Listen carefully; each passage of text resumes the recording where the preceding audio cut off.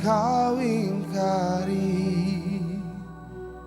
kesetiaanmu sungguh terbukti di sepanjang hidupku untuk selamanya. Ku kan setia melayani, mengasihimu. Tiada Tuhan sepertimu, Yesus. Kau Allahku yang setia. Mari saya jemput kita bangkit berdiri bersama di tempat ini. Siapkan hatimu untuk firman Tuhan dan katakan, Kaulah Tuhan yang berjanji, tak sekalipun kau ingkari. Mari angkat tanganmu dan katakan, kesetiaan sungguh terbukti di sepanjang hidup. Oh, untuk selamanya, untuk selamanya. Ku kan setia melayani, mengasihimu. Tiada Tuhan sepertimu, Yesus. Kau Allahku yang setia. Katakan tiada Tuhan, oh tiada Tuhan sepertimu, Yesus. Kau Allahku yang. Mari sekali lagi katakan tiada Tuhan, oh tiada Tuhan sepertimu. Kau Allahku yang setia.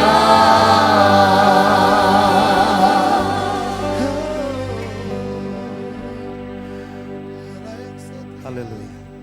Tak berkesudahan kasih setia Tuhan, tidak habis-habisnya rahmat-Nya.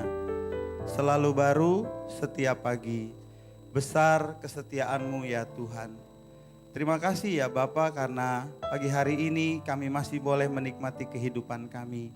Kami ada, kami hidup, dan boleh menarik nafas kehidupan semata-mata hanya karena kebaikan Tuhan. Adakah di antara kami yang dengan sombong bisa berkata kami hidup karena kekuatan kami sendiri? Tidak Tuhan, kami tidak bisa hidup dengan kekuatan kami sendiri. Kami hanya hidup karena Tuhan dan kebaikan Tuhan. Karena itu kami berkumpul pada hari ini, pada hari Minggu, tidak semata-mata karena kami ke gereja pada hari Minggu. Tetapi kami datang kepada Tuhan untuk bersyukur, berterima kasih karena Engkau yang telah memberikan kami kehidupan sampai pada hari ini. Karena itu terimalah syukur kami ya Bapa yang telah kami ungkapkan lewat nyanyian kami. Syukur kami bernyanyi memuji Tuhan tidak sebagai sebuah basa-basi, tidak juga Tuhan sebagai pengantar sebelum kami masuk pada firman Tuhan. Tapi kami bernyanyi karena kami mau berterima kasih, bersyukur kepada Tuhan karena kebaikan Tuhan lebih dari hidup. Terimalah, kiranya boleh menyenangkan hati Tuhan. Karena itu kami sekarang berdoa, urapan Roh Kudus kiranya turun dan lebih atas kami. Karena dalam waktu beberapa saat ini kami mau mendengarkan firman Tuhan, kabar baik. Dengan banyak mendengar firman Tuhan, kabar baik, hidup kami jadi baik. Dan dengan banyak mendengarkan firman Tuhan, maka keluarga, ekonomi, kehidupan kami, bahkan gereja dan pelayanan pun jadi lebih baik. Dan karena itu sampaikanlah isi hatimu Tuhan, ajar kami pagi hari ini dalam waktu yang singkat ini. Kami bersedia mendengarkan firman-Mu ya Bapa dengan urapan Roh Kudus, di dalam nama Tuhan Yesus, Tuhan dan Juru Selamat kami, Sang Firman. Amin, amin. Iya, beri tepuk tangan bagi Tuhan, silakan duduk, Tuhan memberkati. Selamat pagi saudara, Shalom. Iya, puji Tuhan, saya berterima kasih kepada Tuhan Yesus, Kepala Gereja, yang sudah memberi kesempatan saya pada pagi hari ini untuk ada di sini. Terima kasih Pak Gembala, Ibu, dan semua rekan-rekan saya, hamba-hamba Tuhan di GBI Glow yang ada di Season City ini. Terima kasih banyak, puji Tuhan. Mari kita langsung cepat baca firman Tuhan, saudara. Kita buka Alkitab kita ya. Alkitab, tema kita hari ini terambil dari kitab Yohanes pasalnya yang kelima. Yuk, kitab Yohanes pasal 5, saudaraku. Kitab Yohanes pasalnya yang kelima. Mari saudaraku buka sama-sama. Kitab Yohanes pasal yang kelima ayat 1 sampai 9. Ayat 1 sampai 9 ya. Ya, yang punya kitab suci boleh dibuka, yang punya gadget suci juga boleh buka ya. Samsung suci ya. iPhone suci kan nggak boleh, iPhone 7 suci kan nggak boleh dibuka di pesawat. Nah, di sini boleh. Di sini boleh ya. Oke, yuk mari kita baca sama-sama saudaraku yang kasih oleh Tuhan. Judulnya apa? Penyembuhan pada hari Sabat di kolam Bethesda. Yuk mari kita baca sama-sama saudaraku dengan bersuara. Semuanya bersuara membaca Alkitab ini. 1, 2, ya. Sesudah itu ada orang Yahudi dan Yesus berangkat ke Yerusalem. Di Yerusalem dekat pintu gerbang domba ada sebuah kolam yang dalam bahasa Ibrani disebut Bethesda. Ada 5 serambinya. Dan di serambi-serambi itu berbaring sejumlah besar orang sakit, orang-orang buta, orang-orang timpang, dan orang-orang lumpuh yang menantikan goncangan air kolam itu. Sebab sewaktu-waktu turun malaikat Tuhan ke kolam itu dan menggoncangkan air itu. Barang siapa yang terdahulu masuk ke dalamnya, sesudah goncangan air itu menjadi sembuh apapun juga penyakitnya. Di situ ada seorang yang sudah 38 tahun lamanya sakit. Ketika Yesus melihat orang itu berbaring di situ dan karena ia tahu bahwa ia telah lama dalam keadaan itu, berkatalah ia kepadanya, "Maukah engkau sembuh?"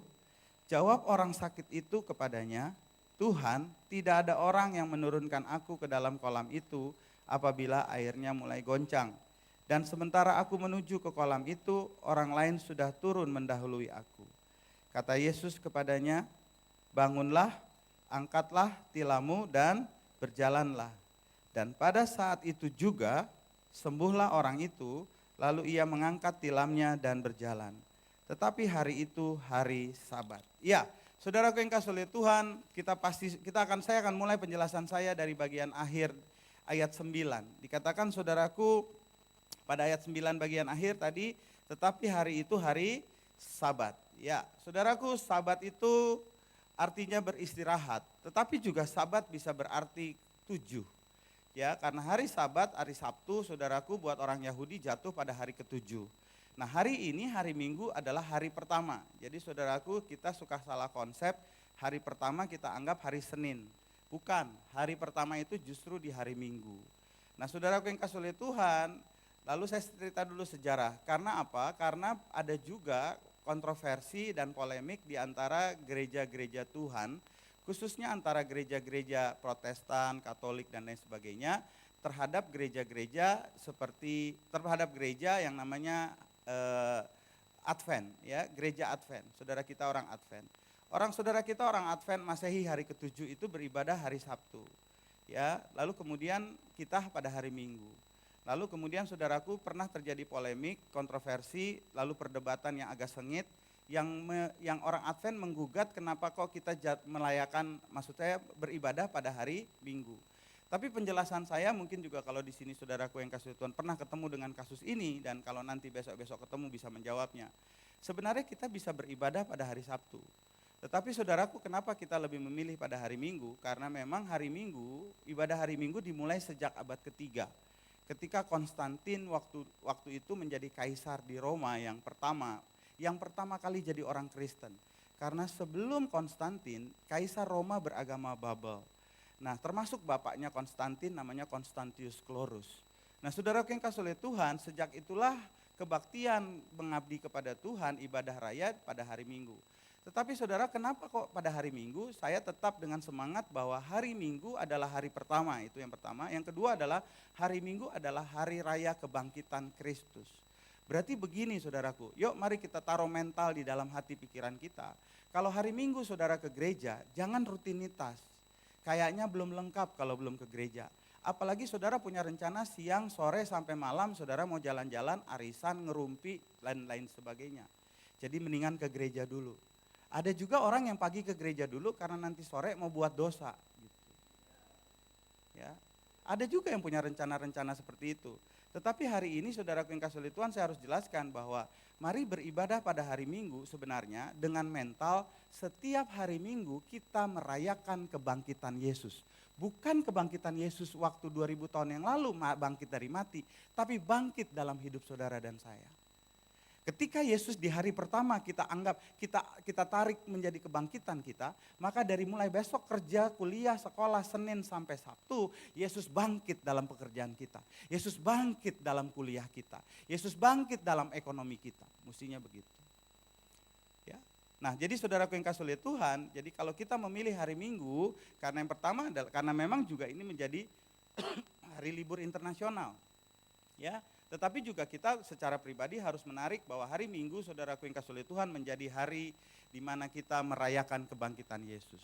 Nah, apa yang terjadi pada hari Sabat? Kalau saudaraku pernah pergi ke Israel, ya. Kalau belum pernah, ayo saudaraku, kita mungkin Glow Season City boleh buat program nih Pak Gembala, satu kali nanti ya. Saya saudaraku 1 tahun bisa 3-4 kali pergi ke Israel untuk mengajar. Saya kalau pergi ke Israel tidak cuma jadi pembimbing rohani, tapi saya juga mengajar.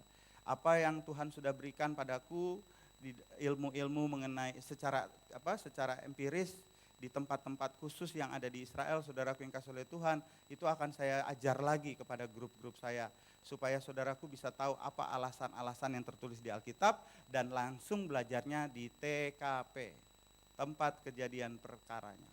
Begitu ya. Nah, saudaraku yang kasih oleh Tuhan, kalau saudaraku pernah pergi ke Israel, maka pasti saudara tahu bahwa pada hari Sabtu atau hari Sabat, mulai dari jam 6 sore hari Jumat, ya, itu akan ada bunyi sangkakala di mana-mana. Ya, bunyi sangkakala saudaraku, menandakan bahwa Sabat dimulai. Nah, orang Yahudi saudaraku sampai besoknya hari Sabtu sore mereka tidak melakukan aktivitas yang berat. Kerjanya cuma jalan-jalan, diam di rumah dan lain sebagainya. Makanya lebih banyak mereka nginep di hotel. Kenapa? Karena biarlah makannya dan lain sebagainya semuanya disiapin sama hotel. Makanya setiap hotel di Israel saudaraku punya satu lift. Bukan, maksudnya punya banyak lift, pasti ada satu lift yang namanya lift Sabat. Lift Sabat ini saudaraku yang kasih oleh Tuhan, itu mulai dari lantai dasar sampai lantai paling atas, dia akan buka sendiri, lalu jalan, lalu buka. Bukanya kurun waktunya kurang lebih 2 menit. Jadi dibuka 2 menit saudaraku untuk keluar masuk traffic, lalu kemudian kenapa? Sampai bayangkan betapa ekstrimnya mereka, kenapa harus ada lift Sabat, sampai mencet lift pun mereka nggak boleh. Mencet tombol pun nggak boleh. Jadi mereka cuma tunggu, begitu nyampe, buka, mereka masuk, diem aja. Jadi nggak boleh juga mencet close, nggak boleh. Biarin aja, nanti nutup sendiri. Makanya saya selalu bilang sama anggota rombongan saya, kalau saudaraku nanti masuk ke kamar pada hari Sabat, jangan salah pilih lift. Ya. Bayangin saudaraku kita tinggal di lantai 22, naiknya dari lobi. Nyampe di 22 udah besok pagi. Karena setiap lantai berhenti 2 menit, saudaraku yang kasih oleh Tuhan. Ya paling enggak kalau sampai kejebak masuk, di lantai berikut cepat keluar, lalu kemudian cari lift yang lain. Sedemikian ekstrimnya. Jadi jangankan cuma nyalahin api, nyalahin listrik, saudaraku yang kasih oleh Tuhan. Ya sampai mencet lift pun mereka nggak boleh. Nah saya pernah punya pengalaman saudara, satu kali bimbing grup ke Israel, ada anggota rombongan saya meninggal di sana. Masih kerabat saya juga. Waktu berangkat sehat Pak, tapi mati di sana. Nah kalau menurut orang-orang lain di luar sana kan mati di tanah suci itu langsung menjadi tamunya Tuhan. Surga itu VIP. Silahkan kau mati di sana. Ya, apa langsung masuk surga? Ya kita lihat aja nantilah. Nggak enak ngomong di sini ya kan. Ya pengennya sih ngomong nggak bakal gitu kan, tapi nggak enak. Akhirnya ngomong juga deh. Ya, jadi saudaraku jangan pikir-pikir kalau ke Israel berharap-harap mati di sana. Jangan saudaraku. Yuk berangkat sehat, pulang sehat. Karena kalau satu saudara mati di sana, saudara ngerepotin saya. Ya, saya kasih tahu cerita ngerepotnya. Saudara dia mati hari Sabat. Saya pikir-pikir nih Bapak juga milih-milih kayak harinya kalau mau mati. Hari Sabat. Saya bawakan ke rumah sakit Pak. Di rumah sakit dokternya cuma bilang gini, taruh aja dulu di situ. Saya bilang, tolong dong diurusin, dimandiin, diformalin, dia bilang gitu kan. Atau diotopsi atau apa kan, dia bilang, no, it's Sabat katanya gitu. Jadi saudaraku dia bilang nggak bisa karena ini Sabat. Saudaraku yang kasih lihat Tuhan, udahlah akhirnya tuh mayat ditutupin pakai kain, udah tutup aja dia di pojokan situ. Saudaraku yang kasih lihat Tuhan, begitu Sabat selesai baru diurusin. Begitu repotnya saudaraku. Makanya Tuhan mengkritik orang Farisi. Gara-gara Sabat engkau nggak melakukan kasih, kan begitu. Dan pada tema kita hari ini, Yesus melakukan penyembuhan pada hari Sabat. Yang sangat dimarahi oleh orang-orang Israel dan Farisi. Ngapain hari Sabat engkau melakukan kesembuhan? Tapi Yesus saudaraku mematahkan Sabat dan lebih meninggikan kasih. Betul? Ya. Saudaraku saya masih cerita sedikit nih waktu anggota rombongan saya mati. Setelah diformalin dan lain sebagainya ya sudah. Bayangin gak saya mimpin anggota rombongan yang nangis semua. Ya, gimana penuh sukacita ya, tapi tetap saya profesional membimbing. Akhirnya saudara mayatnya dibawa, karena nggak ada hubungan diplomatik Israel Indonesia. Akhirnya saudaraku diputuskan dibawa dulu ke Eropa, ke London. Jadi yang nemenin satu anaknya bawa dulu ke London. Saya sambil mikir ngebatin tapi ketawa dalam hati, nggak enak depan keluarganya kan. Nih bapak hidup nggak pernah ke London, begitu mati ke London loh dia. Selama hidup dia nggak pernah ke London. Dia ke London, cuman di kargo. Boro-boro saudara foto di Big Ben, ya, saudaraku cuman dalam kargo. Nah selesai kami, karena waktu itu kita juga hanya tinggal beberapa hari lagi, lalu kemudian saudaraku yang kasih oleh Tuhan, akhirnya kita pulang ke Jakarta bareng juga. Mayatnya udah di kargo di Jakarta, lalu kemudian diurus. Jadi saudaraku yang kasih oleh Tuhan, sedemikian ketatnya Sabat buat orang Israel. Ya. Makanya saudaraku kalau Sabat di sana, ya, andaikan saudaraku yang kasih Tuhan satu kali berangkat, saya sih dengan istri kami punya program saudaraku 21 sampai 30 Desember.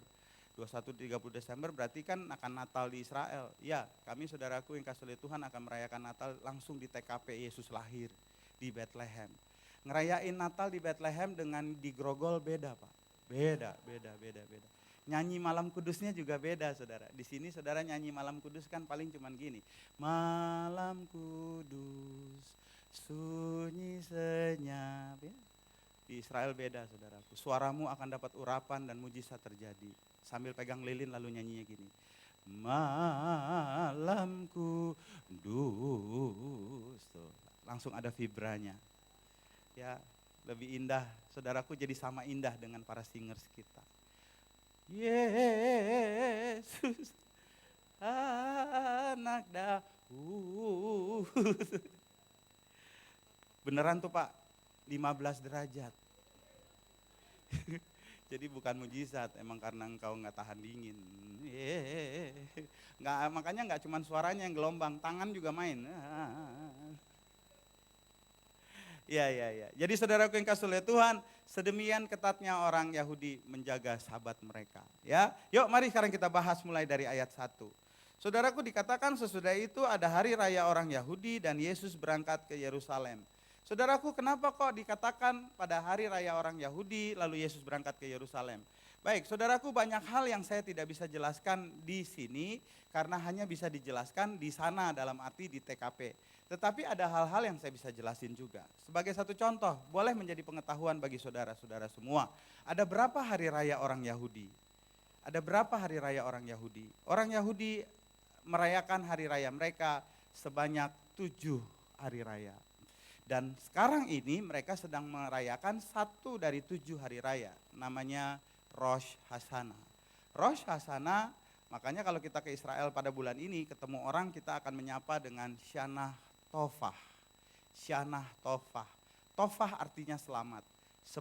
Seperti bahasa Indonesia selamat pagi, maka saudaraku bahasa Ibraninya adalah Boker Tofah. Boker Tov. Tov itu artinya selamat, boker artinya pagi. Ya, saudara boleh senyum tapi apa boleh buat, itulah bahasa Ibrani. Ya, makanya saudara pikirannya harus benar, jangan kotor. Ya, walaupun pagi-pagi harus boker gitu kan. Kan boker tov. Maka kalau saudara ketemu nanti satu saat pergi ke Israel, ketemu orang Yahudi akan bilang boker tov, saudara jangan bilang ini, jorok loh, jangan digituin saudara. Boker tov, saudara justru harus balas boker. Ya, kalau kira-kira pagi-pagi itu cerah, ada matahari, maka harus ditambahin dengan kata boker or. Selamat pagi yang cerah, gitu artinya. Ya, Lalu kemudian saudaraku yang kasih oleh Tuhan, jadi setiap kata ada tov di belakangnya itu artinya selamat. Boker tov selamat pagi, eref tov itu good afternoon, selamat sore. Dan kalau sudah malam, saudara akan ketika kita ketemu orang, mereka akan berkata laila tov, selamat malam, ya, laila tov. Nah, jadi saudaraku kasih oleh Tuhan, ada 7 hari raya orang Israel dan semuanya 7-7-nya itu pusatnya di Bait Allah. Bait Allah ada di mana? Di Yerusalem. Itulah sebabnya teks kita barusan berkata sudah itu ada hari raya orang Yahudi dan Yesus berangkat ke Yerusalem. Karena 7 hari raya orang Israel itu pusatnya di Bait Allah. Bisa nggak dirayakan di kampung mereka masing-masing? Bisa. Tapi rata-rata mereka khususnya laki-laki saudaraku yang kasih oleh Tuhan akan berangkat ke Yerusalem. Ngapain? Untuk merayakan hari raya itu. Nah, saudaraku, lalu kemudian apa kata firman Tuhan berikutnya? Lihat ayat yang kedua. Di Yerusalem, dekat pintu gerbang domba, ada sebuah kolam yang dalam bahasa Ibrani disebut Bethesda. Ada 5 serambinya. Saudaraku yang kasih oleh Tuhan, dikatakan di dalam Yerusalem, Pak, Bu, tolong perhatikan sebentar aja. Yerusalem pada masa Yesus itu hanya sebuah kota kecil. Makanya kalau Bapak Ibu sekarang pergi ke Israel, salah satu tempat tujuan kita adalah Yerusalem, kota tua namanya. Atau Old City of Jerusalem. Saudaraku, Yerusalem sekarang sudah berkembang dan besar. Tapi ada satu kota yang kecil, itu namanya kota tua. Dulu zaman Yesus, itulah Yerusalem originalnya. Lalu sekelilingnya ada tembok, saudaraku. Tembok yang tinggi, terbuat dari batu-batuan. Untuk masuk ke Yerusalem kota tua, lewat gerbang. Ada berapa gerbangnya? Seandainya saya tanya pada saudara yang sudah pernah pergi ke Israel, mungkin saudaraku tidak bisa jawab. Bukannya udah pergi pasti bisa jawab, belum tentu. Saya dalam khotbah-khotbah saya, apalagi kalau kecil-kecil saudara ya bisa komunikasi. Siapa yang pernah ke Israel? Rata-rata pada bangga ngangkat tangan. Tapi begitu saya khotbah tanya jawab, pada nggak ada yang bisa dijawab. Sedikit pun nggak ada yang bisa dijawab. Kenapa? Karena saya bisa simpulkan, waktu dia berangkat mentalnya cuma mau liburan. Bukan pengen belajar. Sementara saudaraku yang kasih oleh Tuhan, saya sendiri sebagai pembimbing rohani dan juga sebagai dosen, saya punya mental selalu mau mengajar. Saya mau saksi sedikit saja Bapak Ibu yang kasih oleh Tuhan. Mungkin saudara sudah pernah dengar. Waktu saya menulis disertasi doktor saya, itu maksimal adalah tentang Israel. Jadi penelitian saya secara empiris, lihat Alkitab, jadi normatif empiris. Jadi buka ayatnya, lalu penelitian langsung di lokasi, lalu kenapa Yesus bilang begini. Contoh kata saudara, contoh kata. Kenapa Yesus memberi makan 5.000 orang dari modal 5 roti dan 2 ikan? Ada rahasia apa di balik angka 5 dan 2? Kayaknya nggak ada rahasia apa-apa tuh, emang begitu aja. Emang anak kecil yang bawa roti itu emang cuman bawa 5 roti dan 2 ikan? Tidak Pak. Percayalah, seluruh Alkitab yang difirmankan oleh Tuhan itu semua punya arti, termasuk angka-angka. Lalu kemudian saya pernah dengar seorang pembimbing rohani di Israel, dia lagi jelasin di sebelah saya, nih grup dia. Saya dengerin, saudara saya kasihan loh kalau dengerin orang-orang yang para pembimbing rohani yang menjelaskan nggak punya dasar apa-apa. Lalu dia berkata gini, 5 itu bicara tentang 5 kitab Musa, Pentatuk, Kejadian, Keluaran, Imamat, Bilangan, Ulangan, dan 2 bicara tentang 2 testamen, Lama dan Baru. Saya bukan ketawa Pak, maaf, saya bukan tipe orang suka ngetawain orang. Justru kalau ada yang kayak ginian rasanya saya sedih pengen bantu, cuman kan gak etis. Saya masa mau bilang gini, Pak Pendeta salah, nih yang benar gini, kan kasihan di depan grupnya. Ya udah paling gak diemin aja. Berarti sebenarnya ada arti apa di balik angka 5 dan 2 terhadap 5 roti 2 ikan? Saya akan hanya jelaskan di sana, nggak di sini. Lalu Yesus menangkap 153 ekor ikan. Saudara baca Yohanes 21. Waktu Petrus dan Yesus terakhir kali sebelum Yesus terangkat ke surga menangkap ikan 153. Apa arti dari 153 ekor ikan? Ya emang cuman gitu. Tadinya 154 Pak, tapi lepas 1 gitu. Enggak, 153 itu sungguh ada artinya. Lalu kemudian saya mendengarkan pendeta lain, pembimbing rohani lain yang ada di sebelah saya menjelaskan lalu berkata gini, 153 bicara tentang 153 spesies ikan di seluruh muka bumi.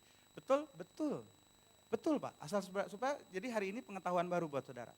Bahwa jumlah spesies ikan di dunia ini 153 spesies. Tetapi apakah itu yang dimaksud orang Tuhan ini? Tidak itu. 153 itu punya arti. Karena setelah Petrus menangkap 153 ekor ikan, lalu kemudian Petrus sujud menyembah Tuhan dan berkata, ya engkau Tuhan. Karena sebelumnya dia nggak tahu bahwa ini adalah Tuhan. Dia belum ngeh bahwa ini adalah Yesus yang bangkit. Dia belum ngeh. Tapi setelah dia dapat 153, baru kemudian dia sujud dan berkata, engkau Tuhan. Kenapa kok Petrus tidak mengenali? Ya, karena waktu itu Yesus sudah pakai tubuh kemuliaan setelah Yesus dibangkitkan. Kenapa Yesus harus bertanya kepada Simon pada ayat berikut dalam Yohanes 21? Simon anak Yohanes, apakah engkau mengasihi aku? Ya Tuhan, aku mengasihi engkau. Kalau begitu, gembalakanlah domba-dombaku. Kenapa Yesus harus nanya 3 kali?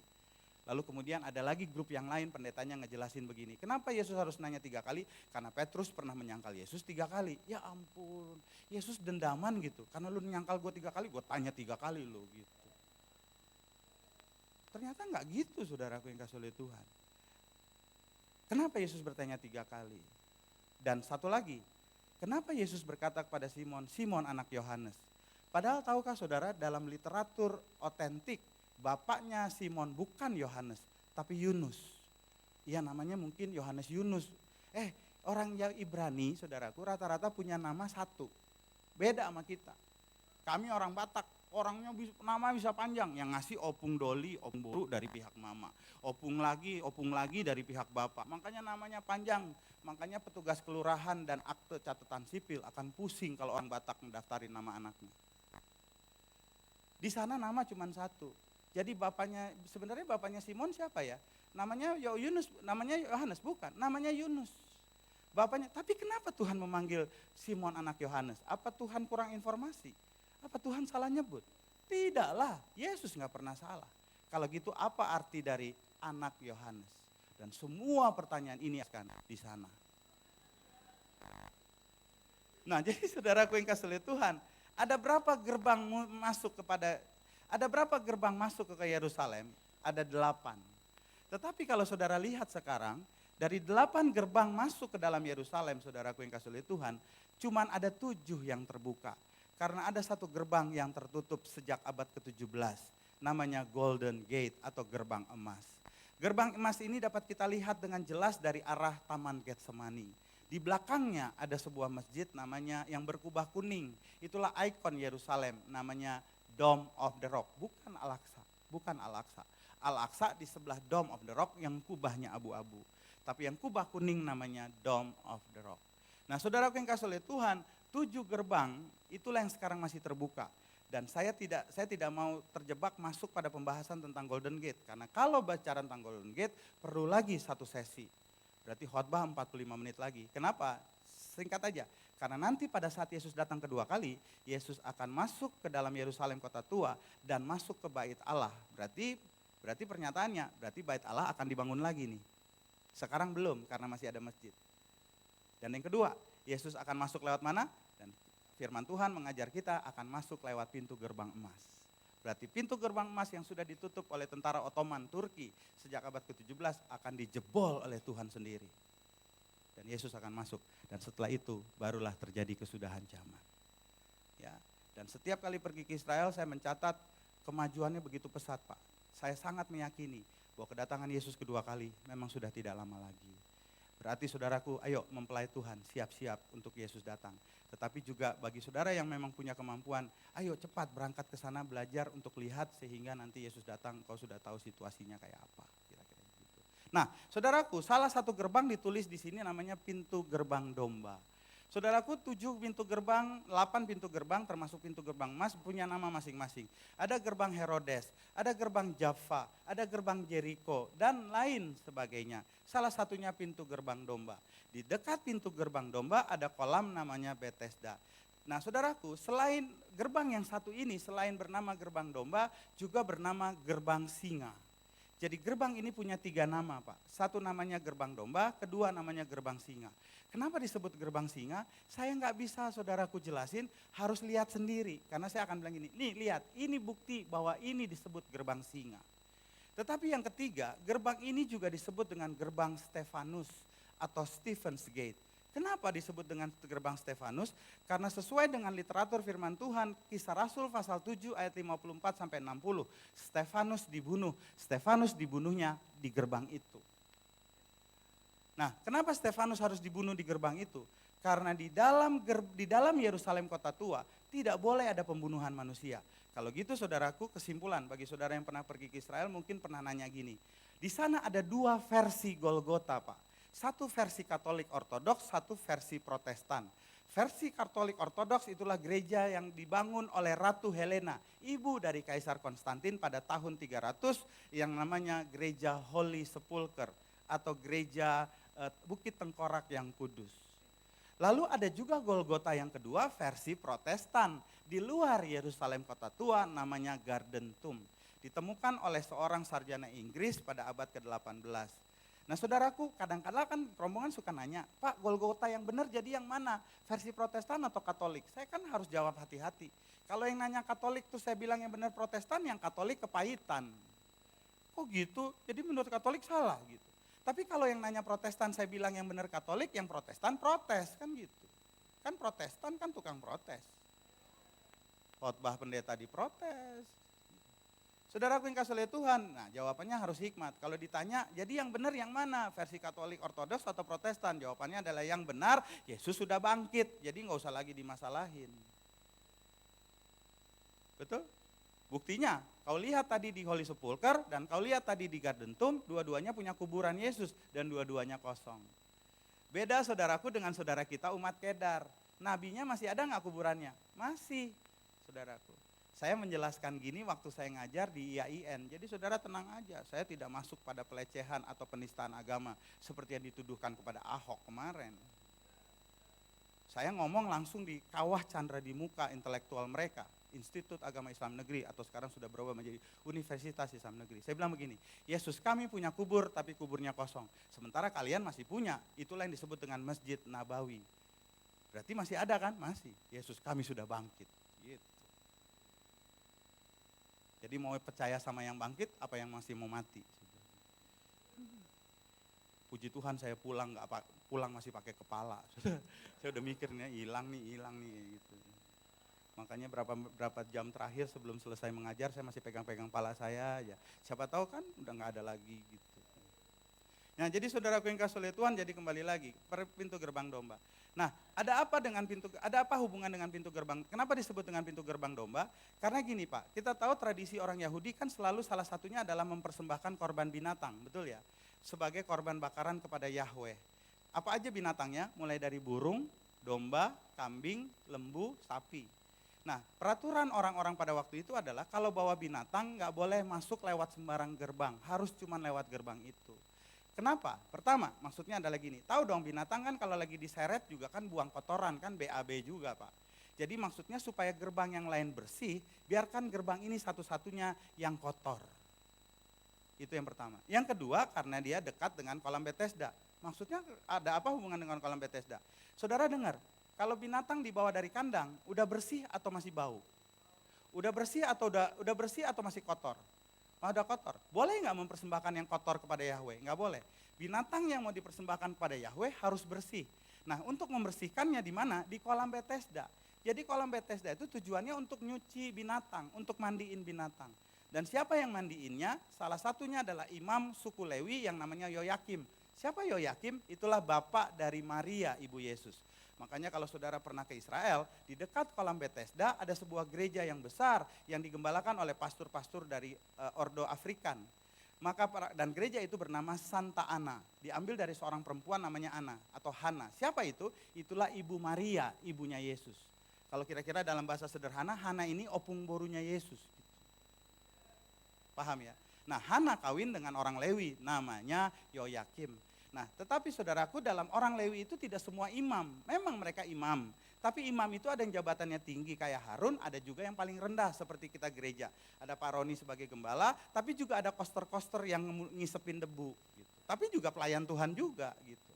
Nah saudaraku Yoyakim ini tugasnya bukan melayani Tuhan di bait Allah, tapi nyuciin binatang.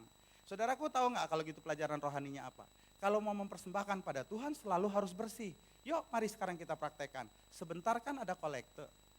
Saudaraku nanti ambil uang di dompet, pilih yang lecek atau pilih yang mulus. Kau boleh pikirin itu. Karena Tuhan mau kau mempersembahkan Tuhan selalu yang terbaik. Kadang-kadang saya suka bingung kalau orang kasih persembahan, uang dilipat sampai jadi kecil gitu. Kau pikir ini gereja sulap-sulapan gitu. Begitu kau lipat 5 ribuan, begitu nanti dihitung sama bagian hitung, begitu dibuka jadi 20. Gitu kan emang Kanjeng Dimas ngerubah uang. Yang bener dong. Bu, dengerin.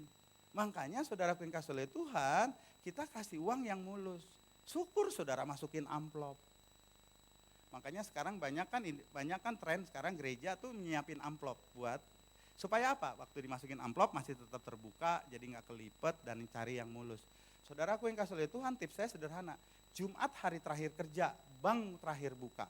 Saudaraku kenapa enggak kau tuker uang di sana, bukan tuker dalam arti 100 jadi 20, tetap 100 tapi bilang, Mbak pilih yang mulus dong, buat apa sih Bu pilih yang mulus tiap Jumat? Karena nanti hari Minggu mau saya persembahkan kepada Tuhan. Karena Tuhan gak pernah kasih kau yang lecek, itulah nyawanya.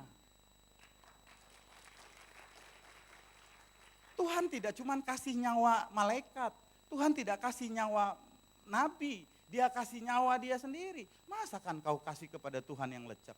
Yang kedua, masakan kau kasih ke Tuhan masih dengan maaf saudaraku, saya mohon izin minta maaf, saya gak ada pesan dari Pak Roni, gak ada. Tapi saya sebagai gembala sidang selalu mau ngomong gini di semua tempat. Masihkah kau mau ngasih 2.000, 5.000 kepada Tuhan? Minta maaf. Nanti kau parkir, selesai ibadah parkir, tukang parkir satpam itu akan, iya terus Bu, kau kasih dia 500, 5.000. Terus kau kasih juga kepada Tuhan pencipta juru selamatmu 5.000. Berarti kau samakan Tuhan dengan dia. Padahal Pak, di kantongmu masih ada 100-an ribu dan 20 lembar di situ. Tapi kau kasih ke Tuhan 5.000, kan itu maksud saya. Saudara bilang gini, Pak Pendeta jangan gitu dong, kalau memang saya cuma bisa ngasih 2.000. Bu, kalau di kantongmu cuma ada 4.000 lalu kau kasih 2.000, saya 4 jempol, ini 2 di tangan, 2 di kaki. Tapi maksud saya kau kasih 2.000, padahal kau punya 500.000 di kantong, kan gak adil namanya. Malah kadang-kadang saya suka bilang gini, orang memberi kolekte kadang-kadang ngeledek Tuhan. Kau pulang dari sini nonton di XXI sambil makan, habis 400.000 yang cuman sebentar tinggal. Kau juga besok ditanya filmnya apa udah gak tahu. Dan kau makan 6 jam buang di toilet. Dan tahukah saudara bahwa kau beri kepada Tuhan nilainya kekekalan, gak cuman 6 jam. Kau beri kepada Tuhan hari ini, nilainya kekal. Orang Yahudi saudaraku pasti membersihkan persembahannya kepada Tuhan. Gak pernah gitu dari kandang, maaf ya, masih ada pupuk-pupuknya kambing gitu kan, nempel di lalu dipotong, enggak. Selalu kasih persembahan yang baik pada Tuhan. Amin saudaraku. Ya. Yuk mari kita masuk pada ayat berikut. Udah tinggal 10 menit lagi, ini baru 2 ayat ya. Ya kalau nggak selesai nyambung nanti ya kebaktian berikut ya. Berikutnya datang lagi. Enggak, nanti temanya lain lagi. Nanti kedua saya mau bicara tentang pencobaan. Matius pasal 4. Ya, kalau saudara masih ada waktu silahkan stay di tempat, nanti kita belajar banyak. Saudaraku di serambi-serambi itu, sampai sekarang ada nggak Pak kolam Bethesda di Israel? Masih, tapi hanya sebuah reruntuhan. Tapi ada ayat. Apa arti dari Bethesda? Bethesda itu berarti rumah kasih sayang, rumah anugerah. Setiap kata yang dimulai dengan kata Bet itu artinya bait, rumah. Bethlehem, Bethsaida, Bethania. Nah di sini Bethesda. Bet itu artinya rumah, Tesda artinya anugerah. Tetapi tahukah saudara bahwa nama yang kedua, arti yang kedua dari Bethesda adalah rumah yang dipermalukan. Kenapa? Karena di situ ngumpulnya binatang dan orang-orang sakit. Nggak akan ada orang yang mau masuk, jalan-jalan yuk kemana? Ke Bethesda ngeliat orang sakit. Enggak bakal saudara. Enggak. Saudara juga nggak bakal mau jalan-jalan ke rumah sakit, kecuali saudara ada saudaramu yang sakit. Coba nggak ada apa-apa, terus tiba-tiba saudara gini, kita datang yuk ke Sumber Waras, ngapain? Duduk aja ngopi di situ. Ngapain ngopi di kopinya enak deh, iya kan deket kamar mayat lagi. Curiga nggak? Berarti ini kopi campur apanya ya gitu kan? Saudara kalau mau ngopi kan mendingan di bawah, di restoran kita di bawah, ngopi di rumah sakit yang enggak aja. Tapi pasti kau akan ke rumah sakit kalau ada pentingnya, ngebesuk dan lain sebagainya. Jadi saudaraku rumah di situ kumpulan dari permalukan. Tapi saudaraku walaupun orang-orang ini sakit, banyak binatang, dipermalukan, tapi Tuhan datang ke situ loh. Tuhan datang ke situ. Kenapa? Karena Tuhan punya tujuan. Nah perhatikan baik-baik saudaraku yang kasih oleh Tuhan, saya lompat aja. Dikatakan dalam ayat 4, kenapa banyak orang sakit di situ? Dikatakan sebab sewaktu-waktu malaikat Tuhan turun dan kalau airnya goncang, barang siapa yang terdahulu. Berarti kalau airnya goncang, yang lompat 100, yang sembuh berapa? 1. Karena yang duluan Pak. Jadi enggak yang 100. Karena yang terdahulu doang. Ya, jadi saudaraku yang kasih oleh Tuhan, dan tidak ditulis juga malaikat turun seminggu berapa kali atau sehari berapa kali. Bisa aja cuma setahun sekali. Makanya nggak heran makin lama makin banyak yang sakit yang berkumpul di situ. Nah dikatakan kemudian di situ ada orang yang sudah berapa tahun? 38 tahun. Ingat, 38 tahun tidak bicara tentang umur orang itu. 38 tahun juga tidak bicara tentang ia lamanya di situ. Tapi yang pasti 38 tahun dia lumpuh. Umurnya mungkin saja umurnya sudah 40. Karena dia waktu umur 2 tahun main sepeda ditabrak, lalu ditabrak sama onta, kan itu belum ada mobil kan zaman itu. Ditabrak onta lalu jatuh invalid gitu aja. Jadi lumpuh ya kan, bisa aja kan. Pokoknya yang pasti umurnya di atas 38. Gak mungkin kan umurnya 38 tahun dia sakit dan dia berumur 36. Loh, 2 tahun sebelum dilahirkan dia udah sakit dulu, gimana coba? Ya. Nah saudaraku yang kasih oleh Tuhan, saya tanya, kira-kira saudara kalau 38 tahun sakit enak enggak? Saudara siapa yang pernah masuk rumah sakit coba bayangkan, seminggu aja kau di rumah sakit. Apa kemudian gini, dokternya bilang gini, kayaknya udah boleh pulang Pak. Ya Pak perpanjang dong, pengen seminggu lagi, soalnya susternya cantik-cantik gitu enggak? Pak kita sudah baru 3 hari aja udah gini, bosen gue makanannya juga, tahu sendiri kan makanannya rumah sakit gak ada rasa. Beda kan sama restoran kita di bawah, enak semua. Loh, kenapa kalian sirik? Karena nanti habis ini saya turun ke bawah.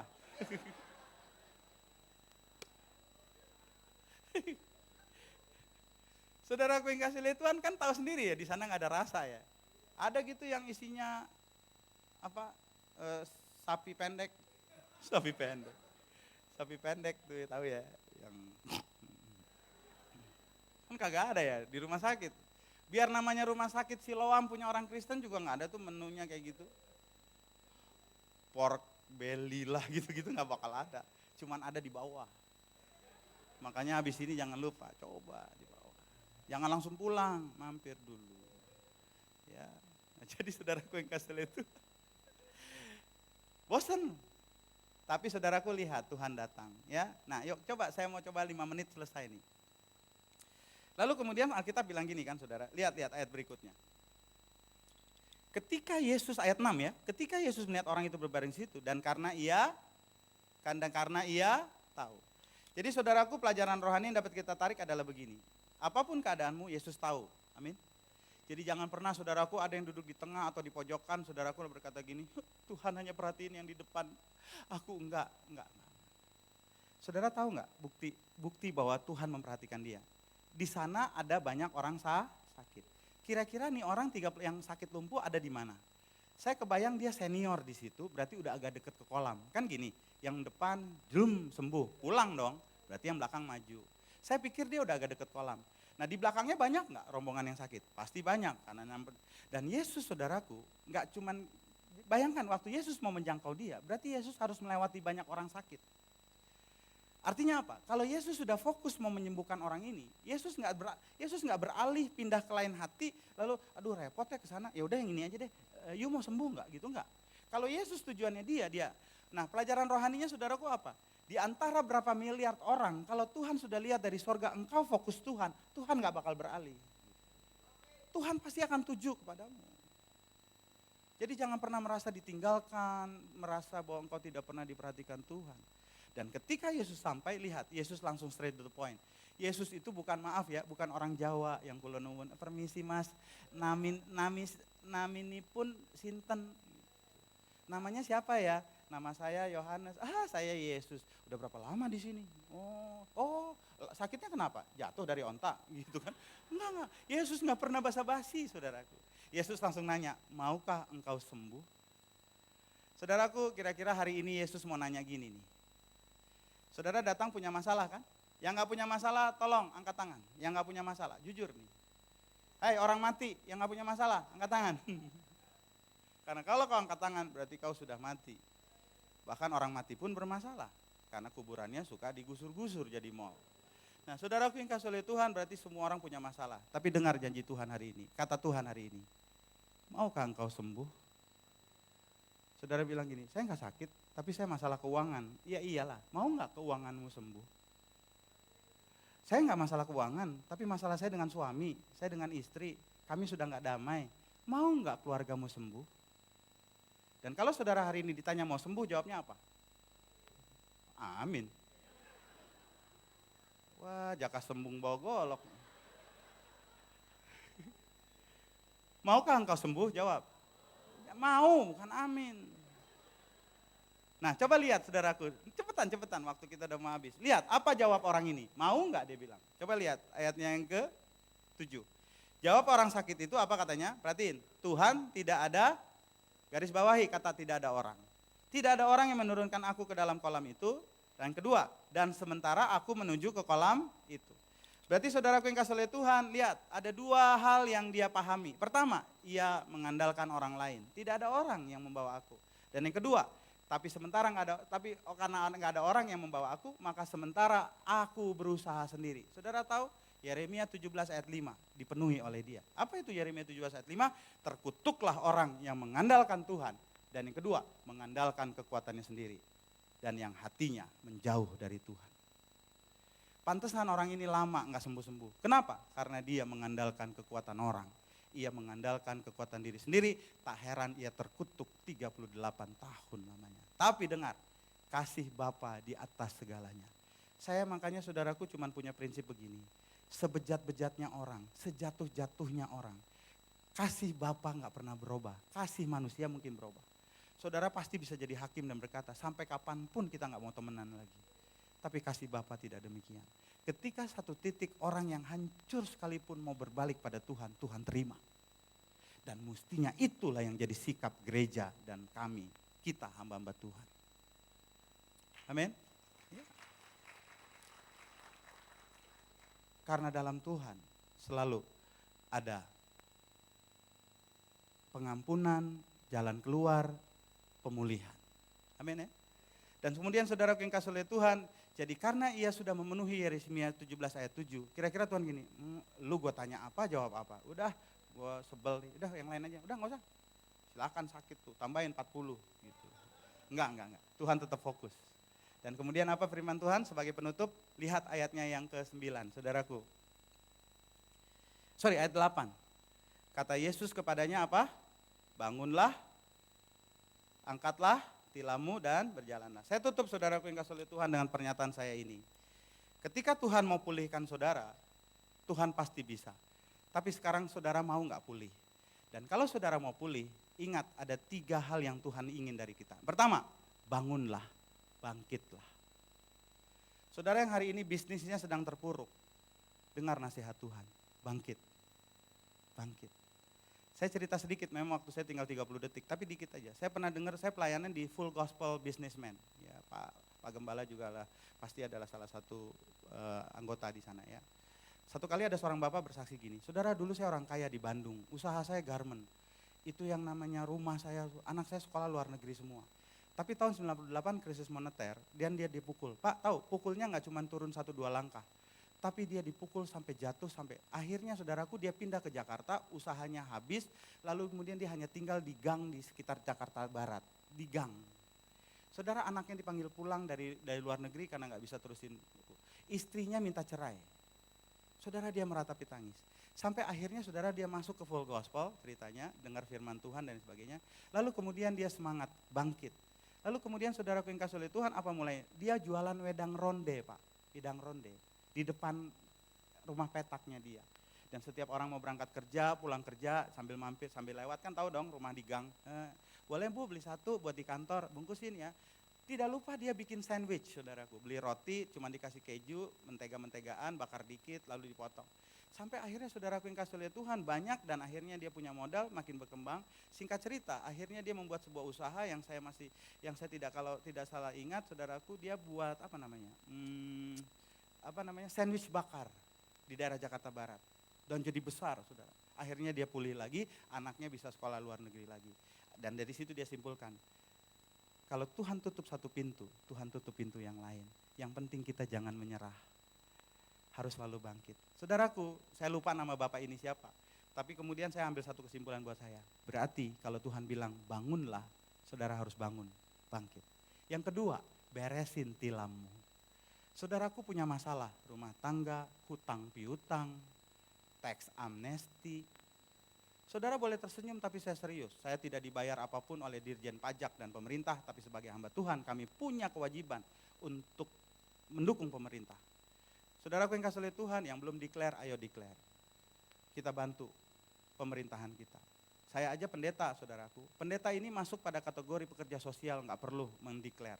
Tapi saya selalu declare. Termasuk gereja yang Tuhan karuniakan pada gereja kami, namanya Gereja Rasul Indonesia yang ada di Gandaria City. Karena pembeliannya atas nama saya declare.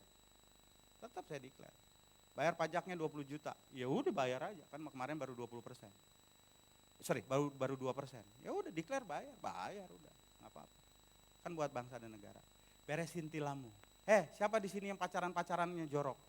Ayo berhenti berbuat dosa dan tanggung jawab. Loh iyalah. Saya maaf ya kalau pakai istilah, jangan timpe tinggal, hajar lo. Tanggung jawab, beresin tilammu. Dan yang ketiga, move on, berjalanlah. Saudara dinyatakan sembuh dari rumah sakit, aku bilang nggak apa-apa deh dok, saya mau di sini terus. Enak sih tamannya, mendingan taman-taman yang lain lah. Ngapain kau tinggal di Bethesda? Tinggalkan, ayo jalan. Saudara yang baru putus-putus pacar, jangan mau bunuh diri, lalu minum kopi campur sianida. Jangan. Dengerin ya, masih banyak di luar sana cowok lain. Masih banyak di luar sana, apalagi cewek. Cewek cowok kan 4:1. Memang kalau cewek diputusin kenapa lebih galau? Karena memang persediaan cowok tinggal dikit. Apa boleh buat nih? Bukannya masih banyak? Banyak, tapi udah pada om-om. Akhirnya pada cari gadun. Akhirnya cari om-om. Jangan. Beriman, masih banyak yang lain. Kalaupun gak ada om-om yang punya istri, opa-opa lah yang udah pada duda. Silakan kau datang ngapelnya ke panti jompo, kan gitu. Pacarannya juga enak ya. Ngomong I love you-nya gini Pak Daniel. I love you. Oh honey, kamu hari ini cantik amat. Gak apa-apa lo kawin sama opa-opa. Hari ini kawin, kan hartanya banyak. Hari ini kawin, besok mati kan warisan. Kan warisan ya lumayan kan. Tadinya tinggalnya di rumah petak, cuma naik motor-motor bebek, langsung lo. Dasar matre. Mobil. Saya mah tetap naik angkot lah. Kalau gitu saudaraku, yuk kita simpulkan dengan satu kata. Masalah besar apa sih di dunia ini? Masalah besar apa sih di hidup ini? Gak ada. Karena Yesus kita paling besar. Selama Tuhan fokus sama kita dan kita berharap pada Tuhan, maka pasti ada jalan keluar. Maju terus dalam Tuhan. Selamat hari Minggu. Tuhan memberkati kita. Amin. Hambamu telah selesai menjelaskan firman Tuhan ini dengan caraku yang sederhana. Waktu kami sangat singkat. Tapi seberapa banyak yang sudah hamba sampaikan dan seberapa banyak yang sudah ditangkap, bisa ditangkap oleh umatmu, meteraikan dalam hati pikiran kami. Adakah di antara kami saat ini sedang sakit dalam tanda kutip, sakit ekonomi, sakit damai, rumah tangga sudah sakit, orang tua dengan anak hubungannya juga sudah sakit, atau juga dalam hidupmu sendiri, engkau gak damai dengan dirimu. Engkau selalu mengutuki dirimu, kenapa saya dilahirkan, kenapa saya lahir begini, kenapa tangan saya panjang sebelah, kenapa hidung saya sebesar ini, kenapa muka saya kayak gini, kenapa saya gak secantik dia, kenapa saya gak seganteng dia, kenapa saya begini, begitu terus, itu artinya kau gak damai dengan dirimu. Dan dirimu adalah masalah terbesar bagimu.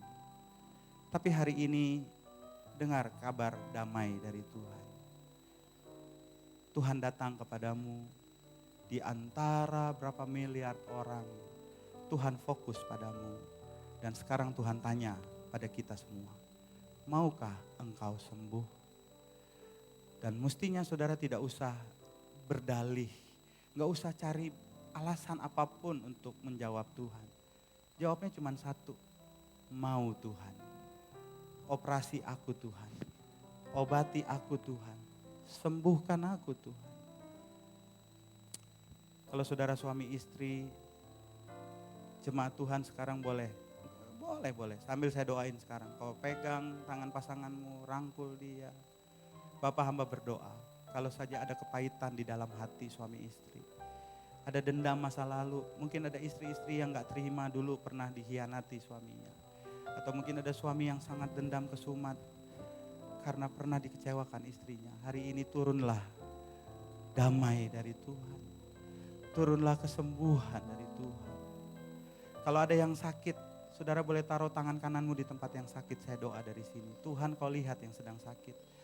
Sakit dari mulai ujung rambut sampai kaki. Di bagian manapun yang saat ini sedang disentuh oleh umatmu, hambamu berdoa. Dalam nama Yesus sembuh. Dalam nama Yesus Jehovah Rafa. Darah Yesus yang luar biasa turun dan menyembuhkan. Kalau saat ini saudaraku yang kasih oleh Tuhan ada masalah, sakit dengan ekonomi. Bisnismu gak menentu, uangmu menipis. Sudah banyak hutang, pinjam kiri, pinjam kanan. Hambamu sekarang berdoa. Bapa dalam sorga, Engkau adalah Jehovah Jireh, Tuhan yang menyiapkan berkat-berkat itu. Dalam nama Yesus, kami aminkan sekarang. Uang bukan tuanku. Uang adalah hambaku. Tuanku hanya Yesus. Jadi aku tidak diperintah oleh uang, justru aku yang memerintah uang.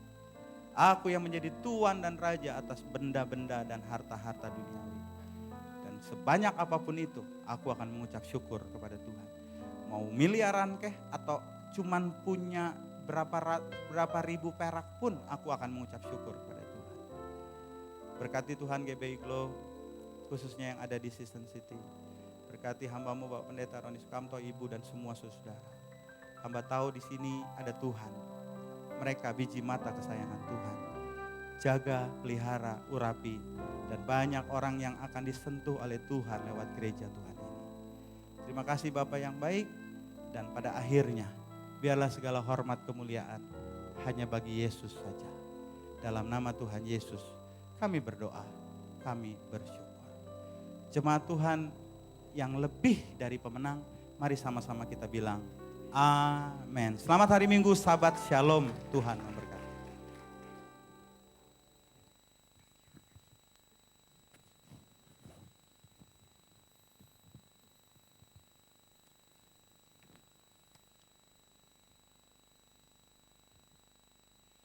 Iya, shalom. Semua diberkati Tuhan. Kami atas nama Gembala dan Jemaat mengucapkan terima kasih kepada Bapak Pendeta Andi yang sudah melayani firman Tuhan di pagi ini. Tuhan Yesus memberkati pelayanan Bapak dan keluarga. Ya, informasi mengenai seluruh rangkaian kegiatan ibadah kita, Bapak Ibu bisa memperolehnya di glowing yang ada. Dan kami juga siapkan slide yang sama-sama kita boleh menyimak ibadah kita sepanjang minggu ini. Di setiap Selasa pukul 19 di Glow Tower lantai 6 kita ada Komsel GSG dan juga ada 2 pengerja dan terbuka juga buat jemaat Tuhan mau terlibat di dalamnya silakan datang di setiap Selasa pukul 19. Lalu di setiap Rabu pukul 19 di Glow Tower lantai 7 kita ada ibadah tengah minggu dan hari Rabu ini kita akan dilayani oleh Pendeta Haris Sanosa.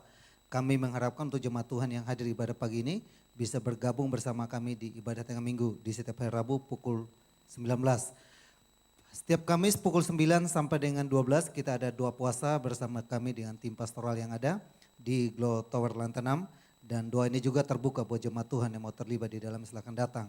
Dan juga di setiap hari Sabtu pukul 4.45 kita ada 2 fajar bersama dengan pengerja yang ada. Dan terbuka juga buat jemaat Tuhan mau terlibat di dalamnya silakan datang di setiap Sabtu jam 4.45. Lalu di setiap Sabtu pukul 18 kita ada ibadah GSG dan akan dilayani Sabtu ini akan dilayani oleh Pendeta Haris Sempulur. Kami mengharapkan untuk jemaat Tuhan yang punya anak muda didorong untuk hadir dari ibadah pemuda di setiap Sabtu pukul 18. Setiap minggu kita ada 2 sesi ibadah jam 7.30 dan juga jam 10.30 dan minggu depan kita akan dilayani oleh Pendeta Antoni Jang. Mengharapkan jemaat Tuhan yang hadir pagi ini bisa ada lagi di minggu depan. Di setiap minggu jam 7.30 dan juga jam 10.30 kita ada ibadah AWK atau sekolah minggu di Glow Tower lantai 6. Kami himbau kepada jemaat Tuhan yang membawa anak langsung bawa ke lantai 6 ikut ibadah sekolah minggu.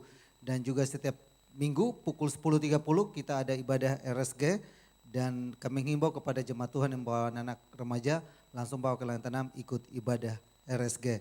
Ya, itu saja pengumuman dari gereja dan kita akan akhiri ibadah kita dengan doa semua Bapak Pendeta Daniel.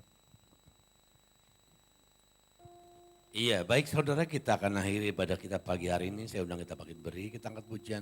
Bagi Tuhan tak ada yang mustahil.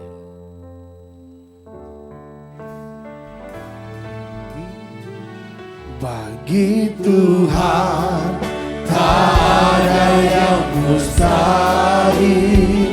Bagi Tuhan tak ada yang tak mungkin. Mujizatnya disediakan bagiku. Ku diangkat dan dipulihkannya. Bagi Tuhan tak ada yang mustahil. Bagi Tuhan tak ada yang tak mungkin. Mujizatnya disediakan bagiku. Ku diangkat dan dipulihkannya. Ku diangkat dan dipulihkannya. Ku diangkat dan dipulihkannya. Haleluya. Kami mengucap syukur dan terima kasih untuk ibadah pagi hari ini Tuhan. Di mana kami boleh diberkati baik melalui puji-pujian yang kami naikkan kepadamu dan juga firman-Mu yang sudah memberkati kami Tuhan. Kami percaya bagi Tuhan tidak ada yang mustahil. Kalau ada di antara jemaat Tuhan yang datang dengan tubuh yang sakit, kami percaya Engkau jamah hari ini juga Tuhan sembuhkan. Kalau ada yang terpuruk di dalam usaha, Tuhan Engkau bangunkan kembali, bangkitkan kembali. Dan kami percaya Tuhan Engkau akan sanggup untuk memberkati, memulihkannya Tuhan. Terima kasih untuk firman-Mu yang luar biasa pagi hari ini. Engkau berkati hamba-Mu Bapak Pendeta Andi. Tuhan Engkau terus pakai dengan luar biasa dimanapun hamba-Mu melayani. Engkau rapi dengan pengurapan-Mu Tuhan. Berkati jemaat yang digembalakannya, berkati istri dan anak-anaknya juga semua diberkati oleh Tuhan. Kami berdoa juga untuk Bapak Gembala Sidang kami, Bapak Pendeta Roni Sukamto, Engkau terus berkati hidupnya, terus jaga pelihara kesehatannya, dan berkati usahanya. Berkati istri, anak, mantu, cucunya, semua diberkati oleh Tuhan. Dan kami memberkati untuk hamba-hamba-Mu yang melayani pagi hari ini, worship leader, singer, pemain musik multimedia, soundman, kameramen, Tuhan, choir, leader choir, Tuhan berkati. Berkati juga untuk pengantar tamu, penyambut tamu, hospitality, dan juga petugas mesin edisi, petugas lift. Semua diberkati oleh Tuhan. Dan Tuhan, sebelum kami pulang tinggal ke tempat ini, kami akan memberikan persembahan, baik itu melalui amplop persembahan maupun melalui mesin edisi. Kami percaya tangan-tangan yang memberi diberkati dengan berlipat kali ganda. Dan kami akan memberikan yang terbaik buat Tuhan. Dan setelah itu kami akan tinggal ke tempat ini, kami akan kembali ke tempat kami masing-masing. Dan Tuhan juga pelihara jemaat-Mu yang setia datang ibadah di pagi hari. Kami percaya berkat-berkat Tuhan juga menyertai kepada seluruh jemaat-Mu. Tuhan pelihara kesehatan mereka juga. Tuhan juga berkati usahanya dan keluarganya diberikan damai sejahtera. Terima kasih Tuhan. Baik Bapak Ibu Saudara, angkatlah kedua tangan saudara. Terimalah berkat anugerah Bapa di sorga, kasih sayang Tuhan Yesus. Dan penyertaan Roh Kudus menyertai kepada kita semua mulai sekarang dan sampai selama-lamanya kita akan hidup di dalam berkat Tuhan. Kita akan tetap naik dan tidak akan pernah turun menjadi kepala dan bukan ekor. Apapun yang kita perbuat dibuat Tuhan berhasil. Pulanglah saat ini dengan bawa berkatnya dalam nama Yesus. Semua yang percaya kita katakan amin. Tuhan berkati.